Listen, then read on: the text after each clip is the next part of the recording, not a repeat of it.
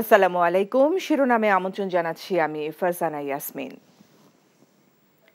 নাহিদ ইসলাম সহ কোটা সংস্কার আন্দোলনের শিক্ষার্থীদের প্ল্যাটফর্ম বৈষম্য বিরোধী ছাত্র আন্দোলনের ৩ সমন্বয়ককে রাজধানীর গণস্বাস্থ্য নগর হাসপাতাল থেকে নিজেদের হেফাজতে নিয়েছে ঢাকা মহানগর গোয়েন্দা পুলিশ ডিবি।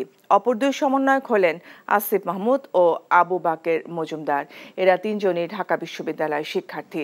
একদল ব্যক্তি সাদা পোশাকে শুক্রবার বেলা 3:30টার দিকে ধানমন্ডির ওই হাসপাতাল থেকে তাদের তুলে নিয়ে যান।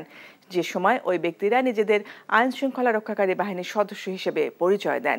পরে রাতে 3 জনকে হেফাজতে নেওয়ার কথা স্বীকার করে ডিবি প্রধান শুক্রবার রাত 11:30টার দিকে জানান, নিরাপত্তার স্বার্থে 3 সমন্বয়ককে ডিবি হেফাজতে নিয়ে আসা হয়েছে। সহিংসতার বিষয়ে তাদের কাছে কোনো তথ্য আছে কিনা তা জানতে চাওয়া হবে। এই 3 জনকে এর আগেও একবার তুলে নেওয়া হয়েছিল। এখন জন্ম সনদ দিয়ে খোলো বিকাশ স্টুডেন্ট অ্যাকাউন্ট। নিজের বিকাশ নিজে কর। এদিকে স্বরাষ্ট্রমন্ত্রী আসাদুজ্জামান খান কামাল জানিয়েছেন, কোটা সংস্কার আন্দোলনের 3 নেতা নিজেরা অনিরাপদ বোধ করায় তাদের নিরাপত্তার জন্যই ডিবির কার্যালয়ে নেওয়া হয়েছে। তিনি আরও জানান, আইন শৃঙ্খলা পরিস্থিতি ধীরে ধীরে উন্নতি হচ্ছে। পরিস্থিতি একদম স্বাভাবিক হলে কারফিউ তুলে নেওয়া হবে। তারা নিজেরাই তাদেরকে ইনসিকিউর মনে করছিল। তারা মনে করছিল তাদেরকে যারা বুদ্ধি পরামর্শ দিচ্ছে কিংবা যারা তারা কেউ তাদেরকে আবার থ্রেটও করছে, এরকম তারা মনে করছিল। এবং তারা বিভিন্নভাবে তাদের গার্জিয়ানকে বলছিল। তো সেই জন্যই আমরা মনে করি তাদের সিকিউরিটির জন্যই তাদেরকে জিজ্ঞাসাবাদ দরকার যে কারা তোমাকে থ্রেট দিচ্ছে। এখন জন্ম সনদ দিয়ে খোলো বিকাশ স্টুডেন্ট অ্যাকাউন্ট। নিজের বিকাশ নিজে কর। বাংলাদেশে সাংবাদিক ও গণমাধ্যম সহ সব মানুষকে মুক্তভাবে যোগাযোগের জন্য সরকারকে অবশ্যই অবিলম্বে পূর্ণ ইন্টারনেট সুবিধা পুনর্বহাল করতে হবে, এক বিবৃতিতে এমনটা বলেছে জাতিসংঘ।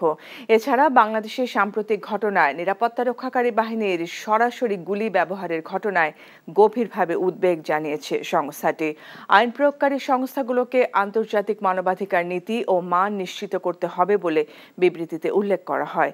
এদিকে বিক্ষোভকারীদের উপর ক্র্যাকডাউনের বিস্তারিত তথ্য জরুরি ভিত্তিতে প্রকাশ করার জন্য বাংলাদেশ সরকারের প্রতি আহ্বান জানিয়েছেন জাতিসংঘের মানবাধিকার বিষয়ক প্রধান ভলকার তুর্ক।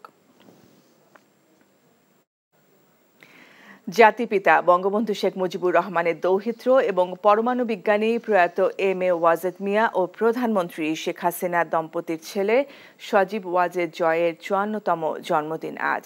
তিনি প্রধানমন্ত্রীর তথ্য ও যোগাযোগ প্রযুক্তি উপদেষ্টা হিসেবে আওয়ামী লীগ সরকারের ডিজিটাল বাংলাদেশ এবং স্মার্ট বাংলাদেশ গড়ার ক্ষেত্রে গুরুত্বপূর্ণ ভূমিকা রেখে চলছেন। সজীব ওয়াজেদ জয় মুক্তিযুদ্ধ চলাকালে 1971 সালের 27 জুলাই ঢাকায় জন্মগ্রহণ করেন। নানা শেখ মুজিবুর রহমানের দেওয়া জয় ও নানি বঙ্গমাতা শেখ ফজিলাতুন্নেসার দেওয়া সজীব মিলিয়ে নাম রাখা হয় সজীব ওয়াজেদ জয়। 1975 সালের 15 আগস্ট বঙ্গবন্ধুর সপরিবারে নিহত হওয়ার সময় মা ও বাবার সঙ্গে জার্মানিতে ছিলেন তিনি। ভারতে সেন্ট জোসেফ কলেজে লেখাপড়ার পর মার্কিন যুক্তরাষ্ট্রের university of Texas at Arlington থেকে কম্পিউটার সায়েন্সে স্নাতক করেন তিনি। হার্ভার্ড বিশ্ববিদ্যালয় থেকে লোক প্রশাসনে স্নাতকোত্তর ডিগ্রি অর্জন করেন জয়।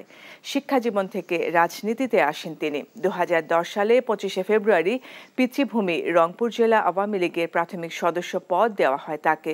2007 সালে ওয়ার্ল্ড ইকোনমিক ফোরাম কর্তৃক global leader of the world নির্বাচিত হন সজীব ওয়াজেদ জয়। শিরোনামেটুকুই। এই খবরের ভিডিও সহ আপডেট জানতে ভিজিট করুন এনটিভি অনলাইন www.ntvbd.com। এছাড়াও এনটিভির জনপ্রিয় সব অনুষ্ঠান ও খবরের আপডেট জানতে ভিজিট করুন আমাদের ইউটিউব ও ভেরিফাইড ফেসবুক পেজ। 12টার মধ্যাহ্নের খবর দেখার আমন্ত্রণ রইল। ধন্যবাদ সবাইকে।